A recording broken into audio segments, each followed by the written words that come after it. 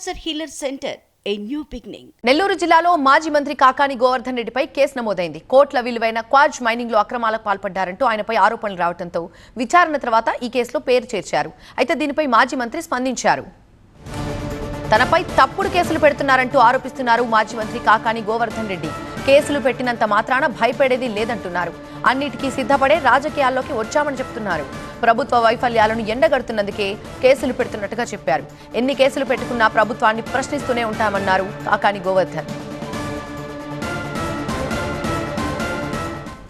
మేము చూసుకుంటాము గోవర్ధన్ రెడ్డి విషయంలో అని చెప్పన్నారు. అంతే, ఇంకేం లేదు. అంటే ఈయన పాత్ర ఉందా, పాత్ర లేదా, ఏం చేసాడు, ఏమి లే. వాళ్ళు భరోసా ఇచ్చారంటారు నా తరఫున ఏదన్నా ఉంటే మేము గోవర్ధన్ రెడ్డి అనుచరులమి, మేము చూసుకుంటామని చెప్పి అందుకని గోవర్ధన్ రెడ్డి మొత్తం అంటే ఏదో ఒక విధంగా కేసు పెట్టాలని ఆలోచన ఉంది. కాబట్టి మీరు పెట్టుకోండి, ఇబ్బంది ఏం లేదు. ఆ భాగంలో ఈరోజు ఒక కేసు పెడితే మమ్మల్ని ఏదన్నా 4 రోజులు అరెస్ట్ చేయడానికి ఇప్పుడు పాపం పోసాని కృష్ణమురళి మిగతా వాళ్ళందరినీ వంశీని వాళ్ళని ఏదో ఒక కేసు మీద పెట్టి ఆ కేసు మీద ఈ కేసు మీద పెట్టినట్టుగా రకరకాలైనటువంటి ఇబ్బందులు పెట్టాలని ఆలోచన చేస్తారేమో. ఆ ఉడత బెదిరింపులకు భయపడేటువంటి పిరికి వాళ్ళు ఎవరు లేరు. మేము దేనికైనా సిద్ధపడినటువంటి వాళ్ళం. జగన్మోహన్ రెడ్డి గారి సైనికులం. వైఎస్ఆర్ కాంగ్రెస్ పార్టీలో పదవులు అనుభవించినటువంటి వాళ్ళం. ప్రజలు ఎమ్మెల్యేగా ఇస్తే జగన్మోహన్ రెడ్డి గారు మంత్రిగా ఇచ్చాడు. సిట్, విజిలెన్స్ సహా ఏ విచారణకైనా భయపడే ప్రసక్తే లేదన్నారు కాకాని గోవర్ధన్. విచారణలో అన్ని తేలుతాయన్నారు. తప్పుడు కేసులు పెట్టిన అధికారులే భవిష్యత్తులో ఇబ్బందులు పడాల్సి వస్తుందన్నారు.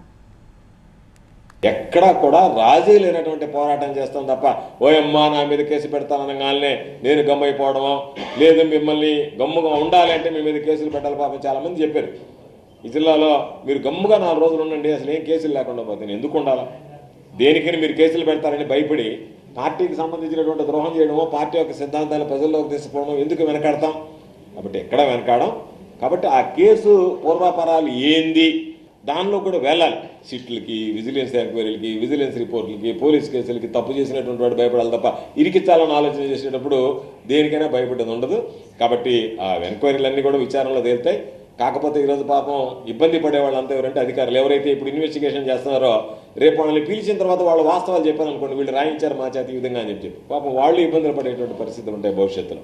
కాబట్టి ఏటికి కేసులకి వాటన్నిటికీ భయపడం మరలా చెప్తున్నాం. కాబట్టి అన్నిటికీ సిద్ధంగా ఉన్నటువంటి వాళ్ళం, రాజకీయాల్లో స్థితప్రజ్ఞత కలిగినటువంటి వాళ్ళం, వీటన్నిటికీ భయపడేది ఉండదని చెప్పి తెలియజేస్తున్నాం.